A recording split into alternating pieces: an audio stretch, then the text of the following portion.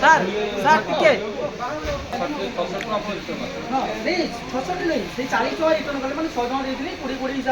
ଆପଣଙ୍କର ବି କଲର ନାହିଁ, hair colour ନାହିଁ ହେଇଗଲାଣି, ଆମେ କଲର ଆଣିବା ପାଇଁ ଯିବା।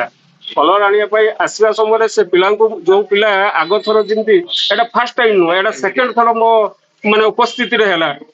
ଫାର୍ଷ୍ଟ ଥର ମାନେ ଆପଣଙ୍କର ଧରନ୍ତୁ 30 ଟଙ୍କା MRP ଲେଖା ହେଇଛି, ସେଠି 40 ଟଙ୍କା ନେଉଛନ୍ତି। ନେଲା ପରେ ମୁଁ ତାଙ୍କ ସହିତ ଯୁକ୍ତି ତର୍କ କଲା ପରେ ସେମାନେ ପୁଣି ସେମାନେ କହିଲେ ଯେ ଆଜ୍ଞା ମୋର ଭୁଲ ହେଇଛି। ଆଜି ବି ପରିସ୍ଥିତି ସେୟା ଯେ କହୁଛନ୍ତି ଏଗୁଡାକ ଆମର ଜାଣିନାହୁଁ କିଛି, ଏଗୁଡାକ ଆମର ଆଗରୁ କଣ ମାଲ ଗୁଡାକ ଆସିଥିଲା, ଏଗୁଡାକ ଆମେ କିଛି ଏ ବିଷୟରେ କିଛି ଜାଣିନାହୁଁ। ତେଣୁ ଯାହା ବି ହେଇଛି ଆପଣ କାହାକୁ ଡାକନ୍ତୁ ନାହିଁ, ଆମ ତରଫରୁ ଆପଣଙ୍କୁ ଭୁଲ ମାଗୁଛୁ। ଆଜ୍ଞା ଶୁଣନ୍ତୁ, ଯଦି ଏମାନେ ଆମକୁ ଭୁଲ ମାଗୁଛନ୍ତି, ଆମେ ଆଜ୍ଞା ଜାଣିବା ଶୁଣିବା ଲୋକ, ଯୋଉମାନେ ଯେ ପାଠ ପଢିନାହାନ୍ତି, ମୂର୍ଖ ଲୋକ କି ଗରିବ ଲୋକମାନେ ଆସୁଛନ୍ତି ଯେ ରିଲାଏନ୍ସ ରୁ ଆପଣଙ୍କର ଡିସକାଉଣ୍ଟ, ଏମାନେ ମାଇକ ପ୍ରଚାର କରୁଛନ୍ତି ଯେ ଡିସକାଉଣ୍ଟ ରେ ଆମେ ଦଉଛୁ। ଏ ଯେ ଡିସକାଉଣ୍ଟ କଥା କହୁଛନ୍ତି, ଏମାନେ ଡିସକାଉଣ୍ଟ ଦଉନାହାନ୍ତି ଆଜ୍ଞା।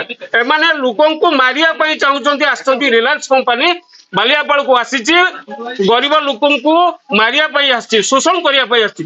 ତେଣୁ ମୋର ଜିଲ୍ଲା ପରିଷଦ ପ୍ରତିନିଧି ହିସାବରେ ଆପଣମାନଙ୍କ ମାଧ୍ୟମରେ ମୁଁ ଜଣାଉଛି ଯେ ରିଲାଏନ୍ସ କମ୍ପାନୀ କି ଆପଣ ମାନେ ଟିକେ ତାଙ୍କୁ ଜଣାନ୍ତୁ, ଯଦି ଏଠି ଦୋକାନ କରିବାର ଅଛି ଠିକ ସେ କରନ୍ତୁ, ନହେଲେ ଏଠି ଉଠି ଯାଆନ୍ତୁ, ନହେଲେ ଏ ରିଲାଏନ୍ସ ବିରୁଦ୍ଧରେ ତୀବ୍ର ଗତିରେ ଆପଣଙ୍କର ଏଠି ଆନ୍ଦୋଳନ ହବ।